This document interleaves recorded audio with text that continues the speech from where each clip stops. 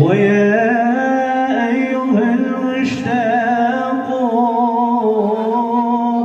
إلى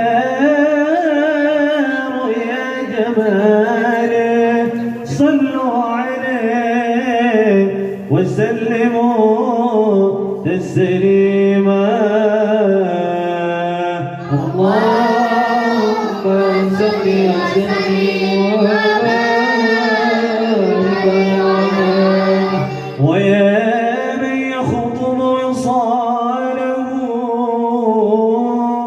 يكرة ومناما صلوا عليه وسلموا تسليما. اللهم صل وسلم وبارك عليه. السلام عليك زين الأنبياء.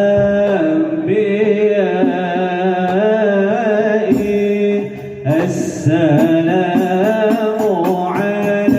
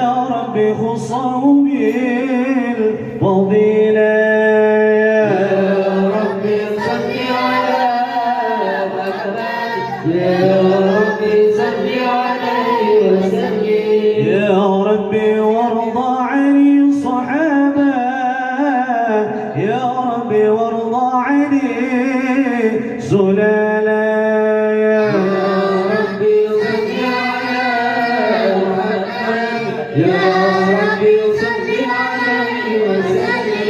يا ربي وارضى عن المشايخ، يا ربي فرح موالدينا.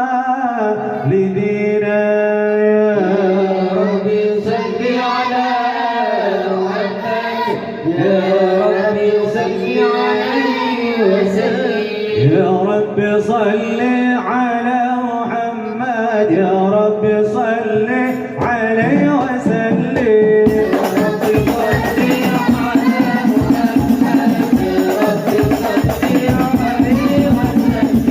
يا ربي وارحمنا جميعا، يا ربي وارحم كل مسلم.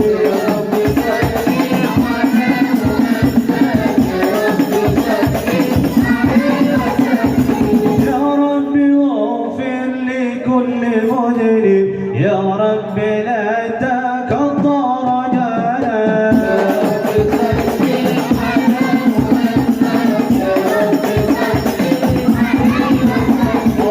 اللهم صل على محمد، يا ربي صل عليه وسلم. اللهم صل على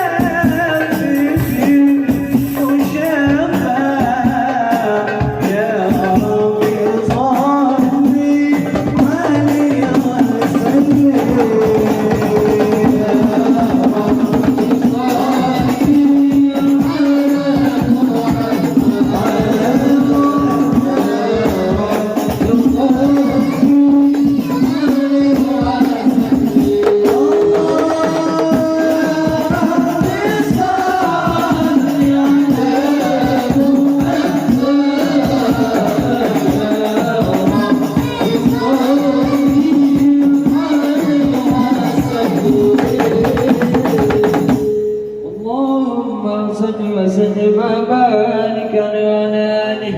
أعوذ بالله من الشيطان الرجيم. بسم الله الرحمن الرحيم. لقد جاءكم رسول من أنفسكم عزيز عليه ما عنتم حريص عليكم بالمؤمنين رؤوف رحيم. صلى الله عليه. إن الله وملائكته يصلون على النبي. اللهم صل عليه. أيها الذين آمنوا صلوا عليه وسلموا تسليما. اللهم صل وسلم وبارك عليه وعلى آله. بسم الله الرحمن الرحيم. الحمد لله القوي الغالب الولي الطالب الواعث الوارث المانع السالب عالم الكائن والبائن والزاني والذاهب يسبح والآمن والمان والطالع والغارب ويوحد الناظم والصابت والجامد والذاهب يضرب بعدد سيف ويسكن بفضله الطائب. لا إله إلا الله. حكيم أمر بديع حكمه والعجائب في ترتيب هذه القوالب. خلق مخا وعظما وعبدا وعروقا ولحما وجلدا وشعرا من أصل متألف متراكب من ماء دافق يخرج من بين السلب والترائب. لا إله إلا الله. كريم بسط لخلقه بساط كرمه والمواهب ينزل في كل ليلة إلى سماء الدنيا وينادي من مستغرب من تائب. هل في الظالم عجب فهني له المطالب. ولو رأيت الخدام قياما على الردم وقد جادوا من دموع السواكب والقوم بين نادم وتائب وخائفا لنفسه يعاتب وآمن من الذنوب إليه هارب. فلا يزالون بالاستغفار حتى يذوقوا النار بيون الغيائب ويعودون فقد باتوا بالغضب وأدركوا رضا المحبوب ولم يعود أحد من الغم وهو غائب. لا إله إلا الله. فسبحانه وتعالى من ملك أوجد نور نبي محمد صلى الله عليه وسلم من نوره قبل أن يخلق آدم من الدين اللازم وعرض فخره على الأشياء وقال هذا سيد الأنبياء وأجل الأصفياء وأكرم الحبايب.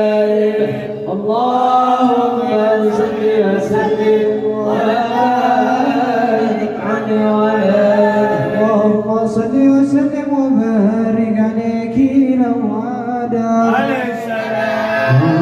أنا آدم نيله على المراد كيلا ونور عليه السلام. قالوا به ينجو من الغرائك ويهلك من خلفه من الأهل والأقارب كيلا هو إبراهيم عليه السلام. كان إبراهيم به تكون حجته على عبد الأصنام والكواكب كيلا وموسى قال موسى هو ولكن هذا الحبيب موسى كليم ومخاطب كيلا وعيسى قال عيسى يبشر به وهو بين يديه نبوته كالحاجب كيلا ومن هذا الحبيب كيلا ومن هذا الحبيب الكريم الذي ألبسته غالة الوقار وتوجهت بتيجان المحابة والافتخار ونشرت على رأسي عصائب قال ونبي استغفارته من لعي بن غالب يموت أبوه وأمه يكفل جده ثم عمه شقيق وغالب. اللهم صل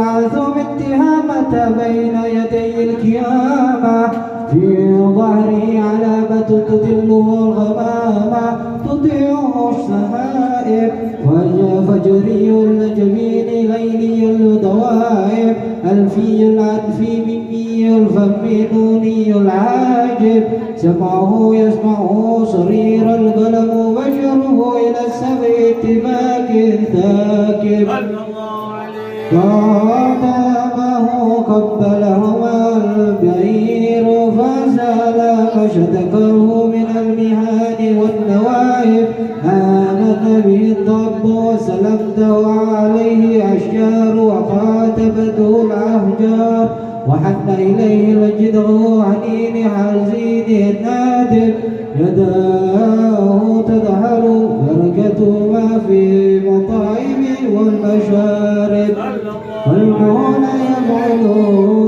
قلبه لا يغفل ولا ينام ولكن لخدمته عليه دوام المراقب إن عدي يعفو ولا يعاقب وإن عوسم يزمت على يجاوب أرفعه إلى أشرف المراتب في رقبة لا تنبغي قبله ولا بعده لراكب في موكب من ملائكته يفوق على شائر المواكب فإذا ارتقى على الكونين وانفصل عن العالمين ووصل إلى قاب قوسين كنت له عن النديم والمخاطب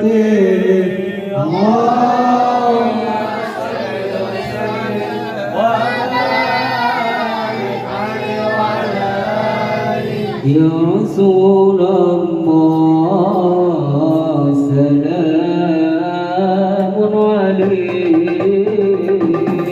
يا ربي عشان وادعي أتجلى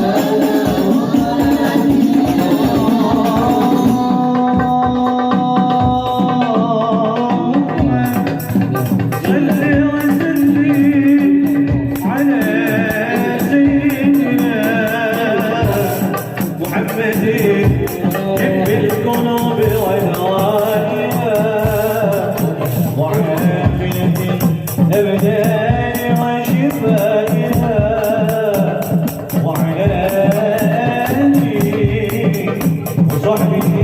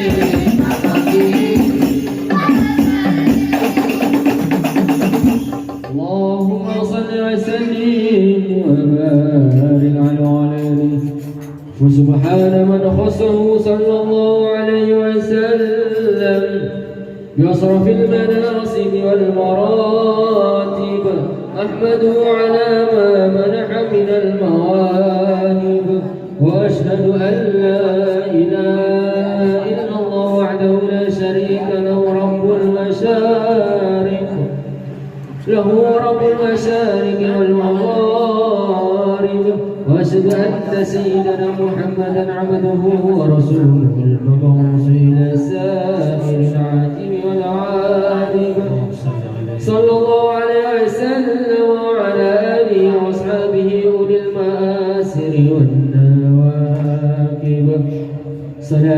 وسلاما دائمين متلازمين يأتي قائلهما يوم القيامة غير خائب. اللهم صل وسلم وبارك عليه وعلى آله. بسم الله الرحمن الرحيم. أول ما نستفتح بإيراد حديثين ورد عن نبي كان قدره عظيما ونسبه كريما وصراطه مستقيما. قال بعلي لم يزل سميعا عليما إن الله وملائكته يصلون على النبي يا أيها الذين آمنوا صلوا عليه وسلموا تسليما. اللهم صل وسلم وبارك على يا إمام الروح يا سندي والصلاة على النبي محمد.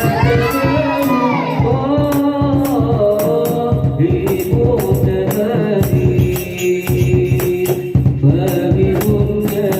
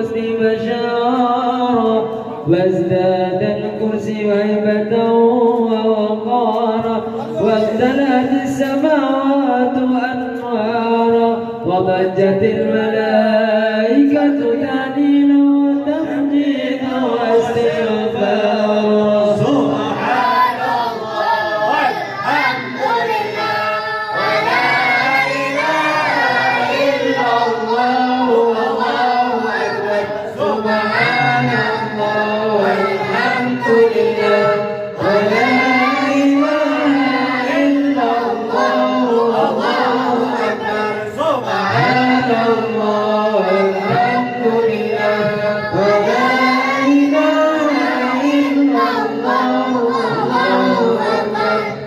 ولم تزل أمه ترعى من فخره وفضله إلى نهاية تمام عمله فلما استلم القلب من رب الخلق وبعد الحبيب صلى الله عليه وسلم ساجدا شاكرا عامدا كأنه البدر في تمامه. صلى الله على محمد صلى الله عليه وسلم صلى الله على محمد صلى الله عليه وسلم. اذكروا الصلاة على النبي محمد.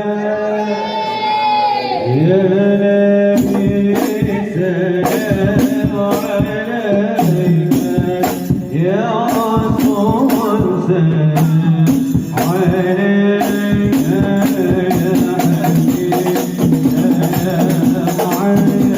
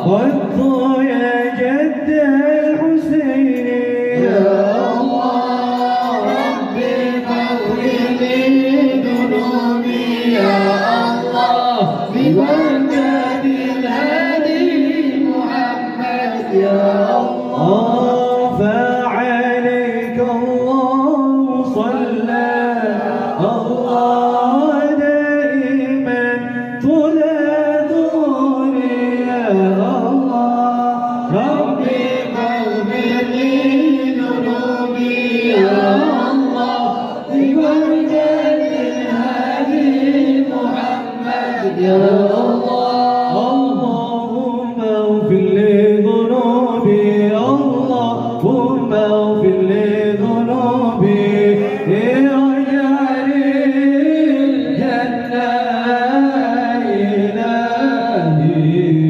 والحمد لله اللهم اغفر لي ذنوبي اللهم اغفر لي ذنوبي واجعل الجنة إلهي والحمد لله يا ولي الحسنات يا رفيع درجاتي كفر عني ذنوبا واغفر عني سيئاتي واغفر عني سيئاتي اللهم اغفر لي ذنوبي اللهم اغفر لي ذنوبي اللهم اغفر لي ذنوبي اللهم اغفر لي ذنوبي واجعل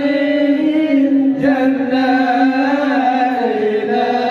إلهي والحمد لله علم سري وأخفى مستجيب دعواتي ربي فارحمنا جميعا بجميع الصالحات صلى الله على محمد صلى الله عليه وسلم صلى الله على محمد صلى الله عليه وسلم اللهم صل وسلم وبارك عليه وعلى آله. Menuju acara yang terakhir yaitu ngaji bareng atau majelis ta'lim bersama Al-Habib Muhammad Al-Habsyi RT 8 Cipto Mulyo. Untuk Habib Muhammad monggo dipersilahkan. Allahumma shalli ala Muhammad.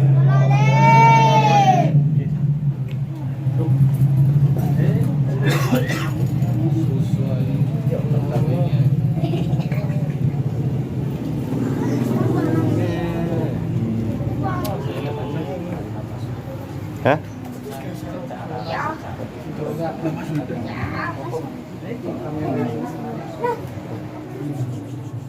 Di mana wudhu bisa batal dikarenakan apa-apa yang keluar dari kubul dan dubur. Daripada yang keluar dari kubul yaitu kemaluan depan dan dubur, daripada kemaluan belakang. Yang kedua, daripada tidur yang dimana tidurnya itu pantat atau belakang kita ini tidak menyentuh daripada lantai. Jadi tidur seperti posisi sila itu tidak apa, asalkan kita tidak ragu di situ dan asal tidak ada yang mengingatkan di situ, kita tidak membatalkan duduk. Ya, yang ketiga, jadi kita bahas dulu apa itu semua ya 5 dan insya Allah akan saya jelaskan nanti. Yang ketiga, hilangnya akal. Ya, dan yang keempat, sentuhan yang bukan mahram. Yang kelima, menyentuh daripada kemaluan. Kemaluan siapa? Kemaluan manusia, kemaluan sendiri ya. Jadi menyentuh daripada kemaluan. Daripada yang pertama yaitu antara kubul dan dubur, di mana ada sebagian orang yang menyentuh daripadanya itu akan membatalkan wudhu. Dan Allah Ta'ala sendiri menjelaskan dalam Al-Quran Surat Al-Maidah ayat 6, "Au jaa ahadun minkum minal kha'id." Ya, al-kha'id ini secara umum yang artinya adalah buang air, dan siapa-siapa yang buang air atau mengeluarkan apa-apa dari kubur dan dubur itu batal. Seperti apa? Seperti kita kentut ya, ataupun junub, ataupun kencing ya, ataupun sedikit, meski sedikit kencing keluar nggak kerasa, sedikit keluar, ataupun kentut yang bagaimana ya, memang jelas baunya atau bersuara, tapi daripada yang tertahan di perut bagaimana? Nah, jangan dibatalkan daripada sholat. Jadi tunggu daripada baunya dan suaranya keluar. Pokok coba terbatal ya. Jadi seperti itu. Yang membatalkan daripada wudhu yaitu keluar dari kubur dan dubur seperti kentut dan lain-lainnya itu ya. Pokok di antara dua itu. Yang kedua tidur, yang dari mana pantat itu tidak menyentuh dasar atau lantai. Seperti apa? Seperti tidur yang lelap. Kita tidur dalam keadaan berbaring, kita tidur dalam keadaan sujud, kita tidur dalam keadaan mungkin ada yang berdiri ya, tidur dalam keadaan apapun selain daripada pantat ini menyentuh dasar lantai itu tadi atau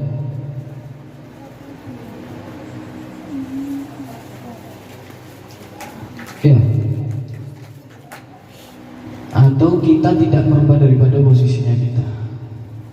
Jadi seperti kita dalam keadaan sila begini ya, dan pantat itu jelas menyentuh di sini. Ketika kita bangun itu tidak berubah posisinya, itu tidak batal, kecuali ada yang mengingatkan.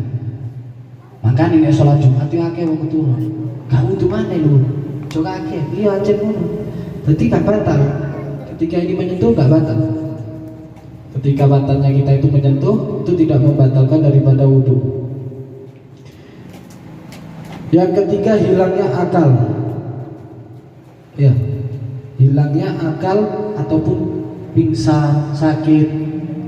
Ya, hilangnya daripada akal itu pun ada yang dibilang mabuk juga bisa menghilangkan akal. Dimana hilangnya akal ini membatalkan daripada wudhu. Sebab apa? Sebab dia tidak sadar daripada hilangnya akal. Apakah dia tadi kentut? Apakah dia tadi kencing? Ataukah dia tadi ya lupa ada akan hal-hal yang membatalkan wudhu? Dia nggak sadar. Jadi itu membatalkan daripada wudhu.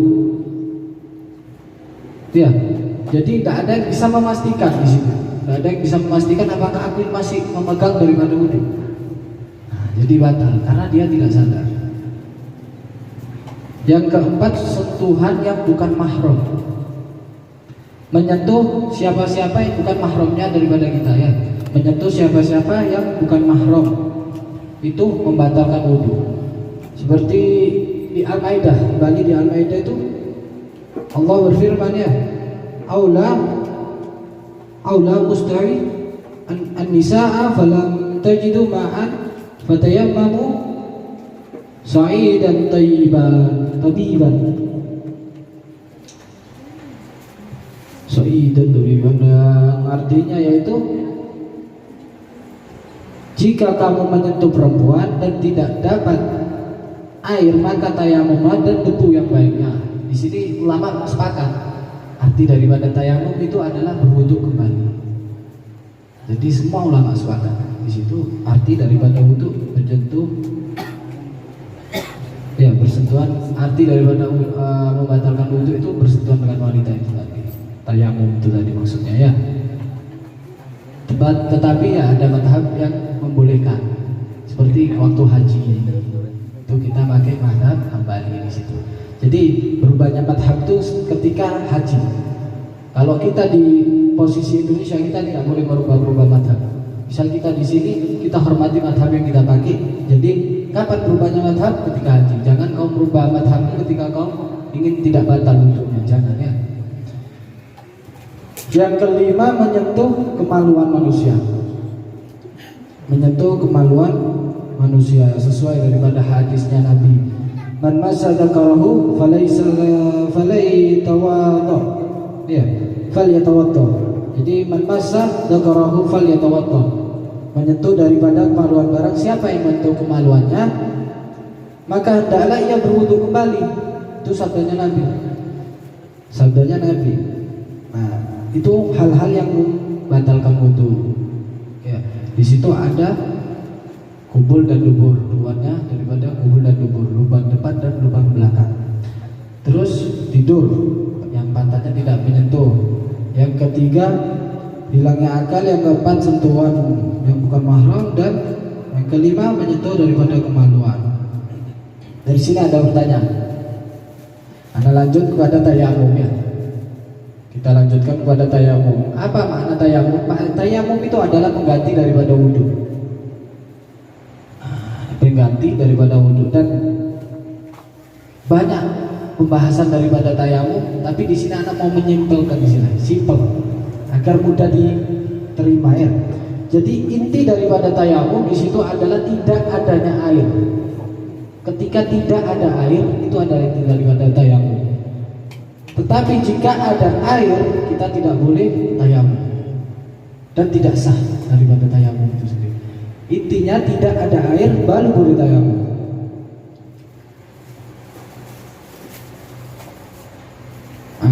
Ketika kita nggak ada air, nah kita boleh tayamum, tapi dengan syarat. Apa itu syarat-syaratnya? Ada jarak di situ. Ada jarak dan ada larangan mungkin dari dokter yang kita memang tidak boleh bersentuhan dengan air. Jadi ada jarak dan ada larangan. Hanya dua itu. Ketika kita harus mencari air, kita harus mencari berapa jaraknya? 500 meter paling pendek. 500 meter itu hanya ukuran normal saja. Jadi ada yang mengatakan 1,5 kilo, ada yang mengatakan 1,8 kilo, sekitar segitu.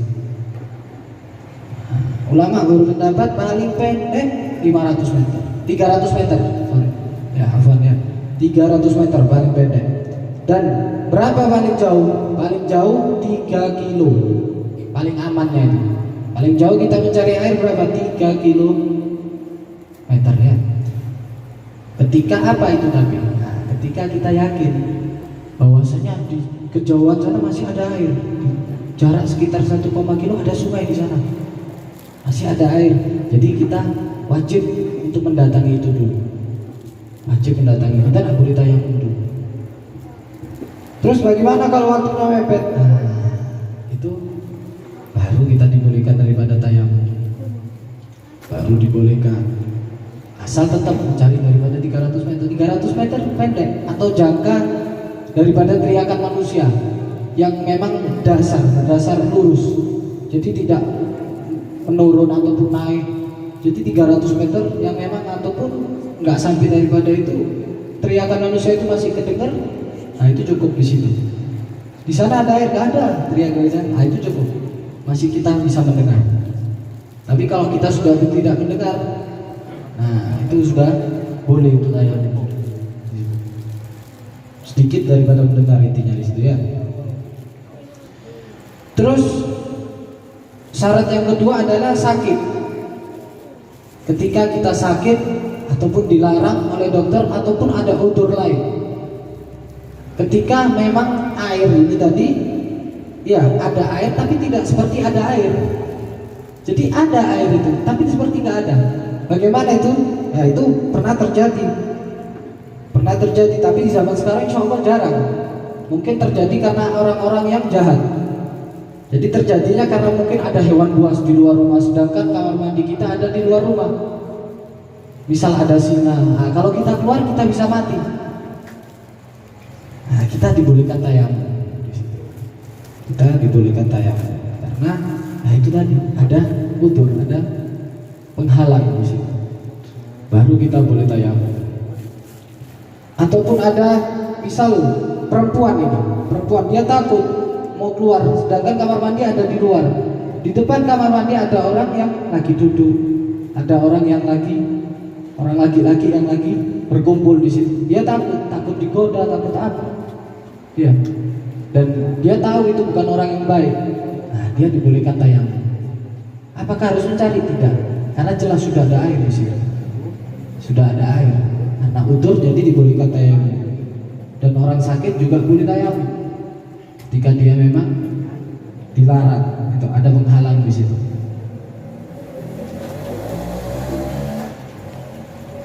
Jadi itu adalah dua daripada syarat tayamum, yang dimana ada syarat pertama yaitu mencari air hingga 300 meter atau sampai hilangnya sedikit suara.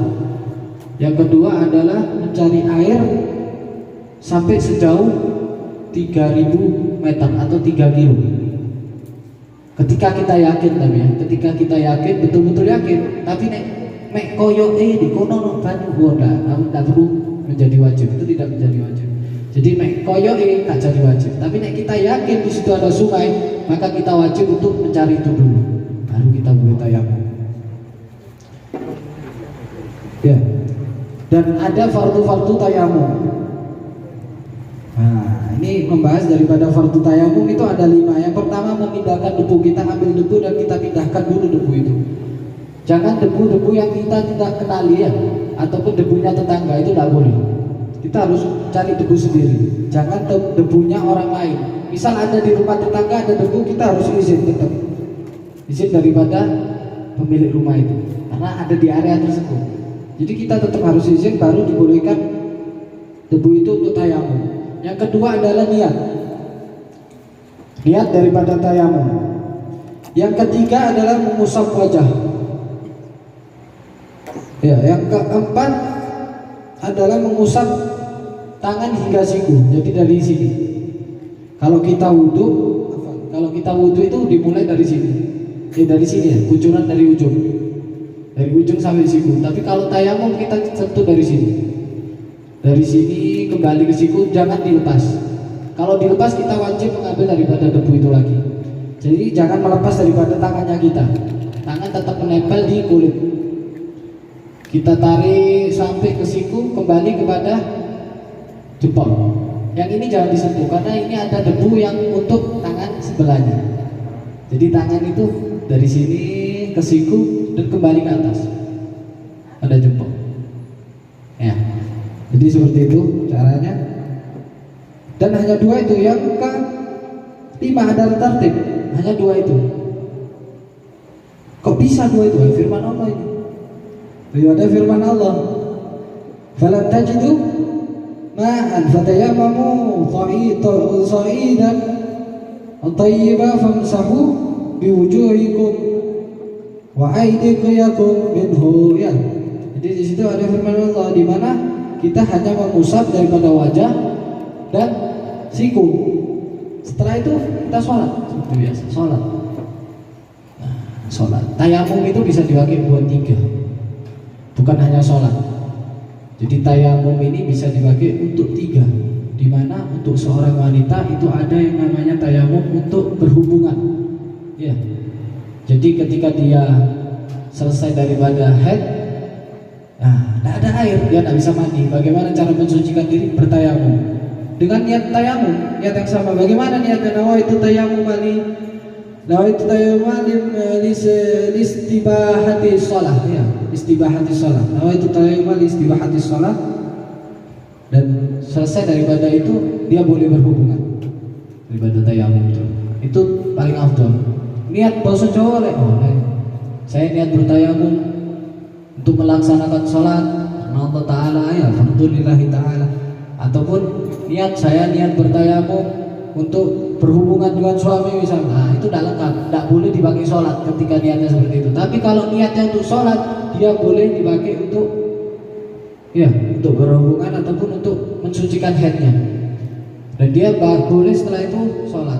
Dan ingat, tayamum itu hanya kalau untuk fardu hanya dipakai sekali. Tidak bisa kita melanjutkan wudunya kita yang belum batal misalnya. Nah, misal kita tayamumnya kita belum batal, kita pakai sholat asar setelah sholat duhur, tidak bisa. Tayamum sekali untuk fardu, tapi untuk sunnah mau 1000 rakaat boleh. Itu tayamum. Jadi seperti itu. Dan apa yang membatalkan tayamum? Yaitu apa-apa yang membatalkan wudu, itu membatalkan tayamum sama. Yang membatalkan tayamum apa-apa yang membatalkan wudu. Kapan kita batal daripada tayamumnya? Ketika hilangnya daripada waktu, ataupun hilangnya daripada ketika kita tahu adanya air. Jadi kita sudah tayamum, tetapi ada info di situ mengatakan bahwasanya ada air. Nah, kita tidak boleh. Kita harus memakai air itu dulu, baru kita boleh sholat. Nah, itu tidak sah tayamum ketika kita mendengar adanya air. Ya, jadi seperti itu. Sampai sini ada yang tanyakan tentang tayamum dan wudu? Ya, yang batalkan wudu?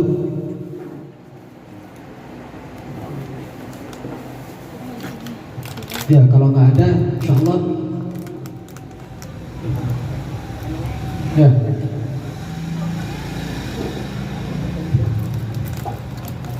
Cek.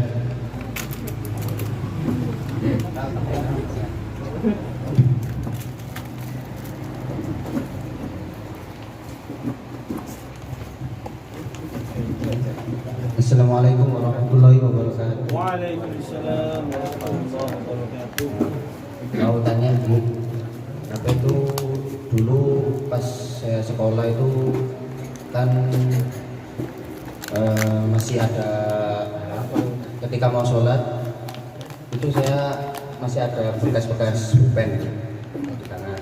Tapi saya pas dulu saya merasa yakin baru udah tak bersihin. Terus itu sholat. Nah pas selesai sholat itu ternyata masih ada sisanya. Itu wudunya sama sholatnya tetap sah atau batal?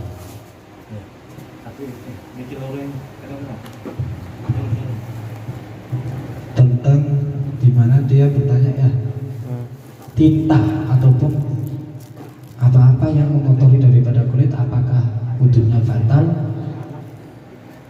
atau tidak? Ketika wudu batal, sholat otomatis sah. Jadi seperti itu. Nah, apakah itu membatalkan? Kalau memang kita sudah berusaha membersihkan, ya kita sudah berusaha membersihkan, tapi tetap tidak hilang, dan waktu daripada kita wudu dengan sholat itu mepet, tetap lanjutkan daripada sholat. Jadi kita wudu. Tetapi kalau masih ada waktu bersihkan sebersih-bersihnya. Jadi sehingga kelihatan daripada air ini masuk kepada pori-pori. Pori-pori itu sudah mulai kelihatan. Seperti orang bertato, bagaimana? Apakah tidak sah? Wudunya apakah tidak sah? Sah. Karena kalau dihilangkan itu juga menyakiti dia, dan ada hukum yang mengharapkan menyakiti diri sendiri. Ya, ada hadisnya itu.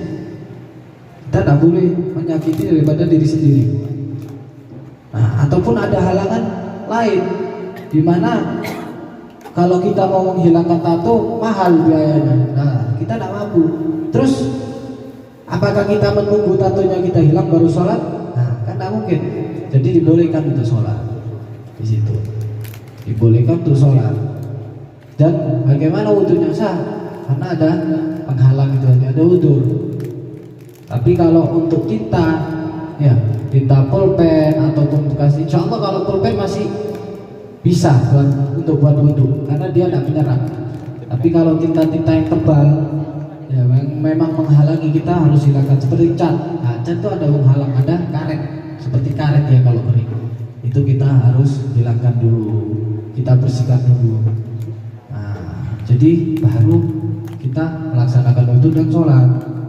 Ketika setelah sholat kita mengetahui itu tadi, ya, dan kita tidak yakin akan sholatnya kita, nah itu harus diulangi. Kalau kita tidak yakin, tapi kalau kita yakin, oh ini masih bisa untukku, masih bisa di situ, dan aku bisa melaksanakan, boleh. Oke. Terus kalau waktunya habis, waktu sholatnya habis, bagaimana sholatnya yang sebelumnya? Kalau kita tidak yakin, ya kita kodok.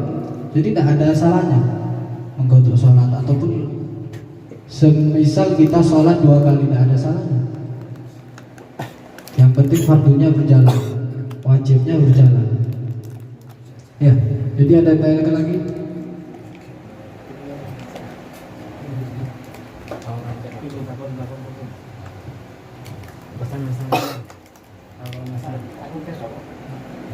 Cik. Assalamualaikum warahmatullahi wabarakatuh. Waalaikumsalam warahmatullahi wabarakatuh. Oke, mau tanya, mungkin juga minta penjelasannya juga. Mungkin teman-teman juga belum ada yang belum tahu mungkin mengenai hal-hal yang membatalkan wudhu itu kan salah satunya sesuatu yang keluar dari dubur dan dubur atau dua jalan kemaluan. Yang ingin saya tanyakan, selain pipis, selain pipis itu kan juga ada, setelah pengetahuan saya mandi dan mandi, mungkin itu yang mungkin kita tolong dijelaskan juga supaya saya juga teman-teman mungkin ada yang lupa, ada yang belum tahu bisa tahu. Dan bagaimana kalau sesuatu yang dari salah satu itu keluar itu najis atau batal atau gimana kalau penjelasannya. Terima kasih. Assalamualaikum warahmatullahi wabarakatuh. Waalaikumsalam warahmatullahi wabarakatuh. Keluarnya daripada mani ya dan mati kan ya. Jadi keluarnya 3 itu. Terkadang orang keluar mati itu waktu capek. Waktu dia kecapean dia keluar mati. Orang yang sudah dewasa, yang sudah balik ya keluar mati. Tapi kalau mandi ya ada orang yang kadang tidak sengaja keluar dan ada yang keluar dari nafsu. Itu mandi. Apakah membatalkan wudhu? Mandi jelas najis. Kenapa kita wajib mengganti pakaiannya kita ketika kita junub? Apakah yang najis mandinya? Bukannya, yang najis itu mandinya. Sebelum keluarnya mani ada mandi keluar. Makanya afwan ya, ketika orang berhubungan, sunnahnya itu daripada berhubungan adalah pemanasan istilahnya. Itu sunnahnya. Karena ya itu tadi. Untuk yang masih muda ya, ini ilmu kan. Jadi ilmu. Ya, ilmu itu penting disampaikan, dong. Pakai malu-malu. Gak usah isi ilmu. Ilmu itu penting. Jadi kita paham nanti ketika kita sudah dewasa. Nah, keluarnya mati itu najis. Jadi kita wajib mengganti tadi pada sarungnya kita, wudhunya kita batal. Karena apa-apa yang keluar dari depan dan belakang itu membatalkan wudhu. Dan itu sepakat semua. Kalau lama sudah sepakat semua. Jadi seperti itu. Ya. Sampai sini paham ya? Ada lagi yang tanyakan? Mungkin ada yang tidak tahu masih daripada penjelasannya.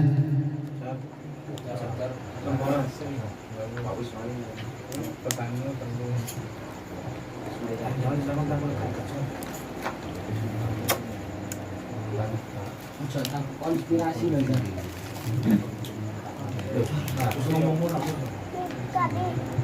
Assalamualaikum warahmatullahi wabarakatuh. Waalaikumsalam warahmatullahi wabarakatuh.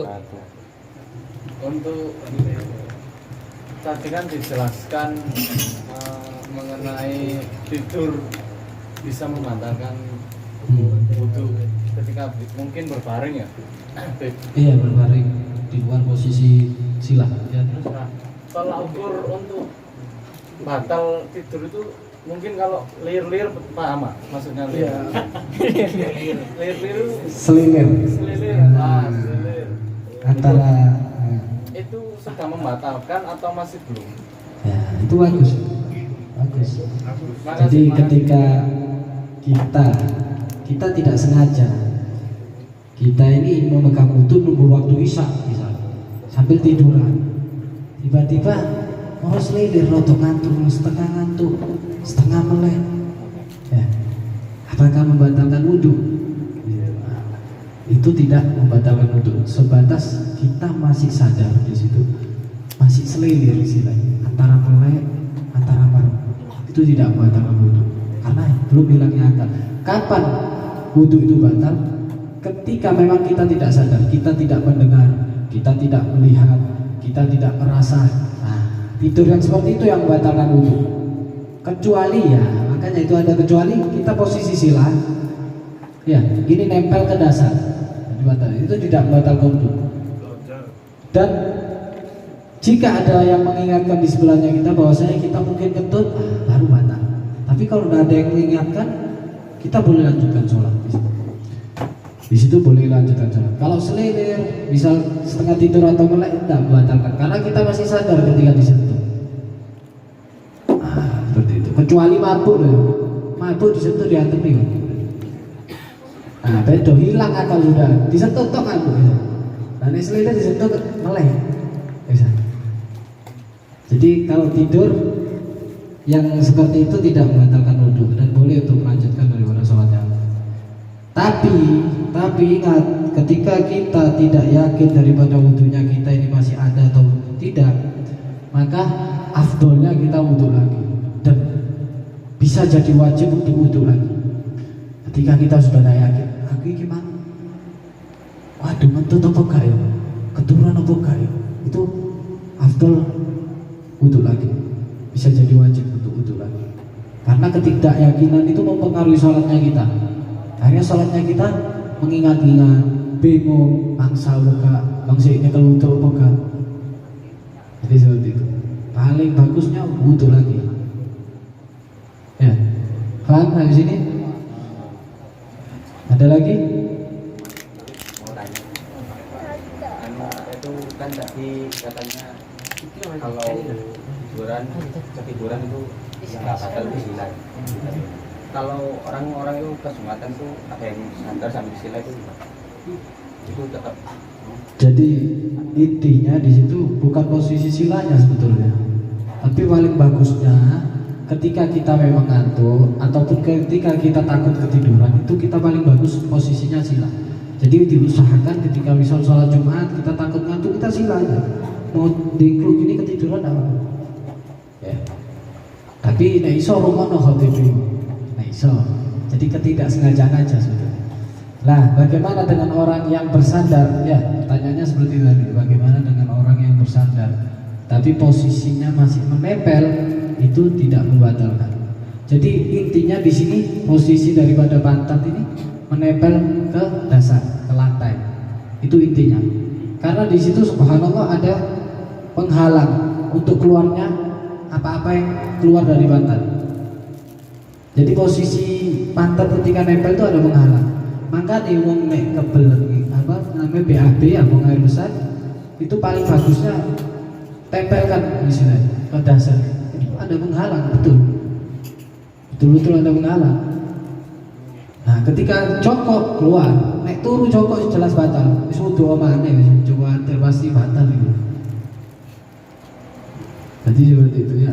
Ketika ini masih menempel, meskipun kita senden ataupun miring seperti ini, asal nggak keangkat ya, nggak keangkat. Nah ini kan bisa keangkat kalau kita miring. Salah satunya keangkat itu boleh, nggak boleh daripada kita melanjutkan sholat harus wudhu lagi. Ya paling waktunya wudhu lagi. Kecuali kita memang masih sadar, setengah sadar gitu, kita enggak. Tapi kalau ini semua nempel, dua-duanya jadi harus nempel ya. Dua-duanya harus nempel. Salah satu keangkat itu enggak boleh. Itu bisa membatalkan wudhu, kemungkinan. Sadar ataupun tidak, bisa-bisa kita batal wudhu. Ya, tapi kalau tidur jelas sadar ya. Jadi seperti itu, paham ya? Ada lagi? Ya. Selesai daripada pembahasan tayamum dan hal-hal yang membatalkan wudhu. Ya di situ yang membatalkan wudhu ada 5. Keluarnya dari dubur dan kubur. Ya dari kemaluan depan, kemaluan belakang, itu membatalkan wudhu. Terus apalagi bersentuhan dengan mahram, itu membatalkan wudhu. Ya. Terus apalagi? Ya. Terus apalagi? Tidur itu yang tidak sadar membatalkan wudhu. Terus sentuhan mahram, hilangnya akal, ya menyentuh daripada kemaluan itu batalkan wudhu. Ingat menyentuhnya itu bukan dari bagian luar tapi dalam. Jadi kalau kita menyentuh kemaluan dengan bagian luar itu tidak membatalkan wudhu. Luar itu sebelah sini, ini bagian luar tangan. Jadi bagian dalam yang menyentuh itu membatalkan wudhu. Jadi bagian daripada luar. Kalau sini tidak membatalkan wudhu, Bagaimana dengan orang yang punya anak tebatan? Pokoknya intinya menungso. Ya, lalu hewan, monyet misalnya, lah itu kemaluan. Wis jelas wis padha ae kemaluan itu. Nek sampe takoki kon menungso ya gak jawab. Nah, intinya di situ tempat keluarnya yang najis. Jadi apa-apa yang tempat najis itu nanti bisa-bisa membatalkan wudu juga. Jadi paling bagusnya udah wudu lagi. Tapi kalau kita hanya menyentuh badan mungkin apa itu, kalau nggak ada najis ya boleh, asal tak ragu ya.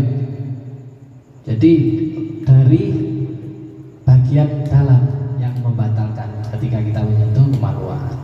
Kalau bagian luar sih tidak membatalkan.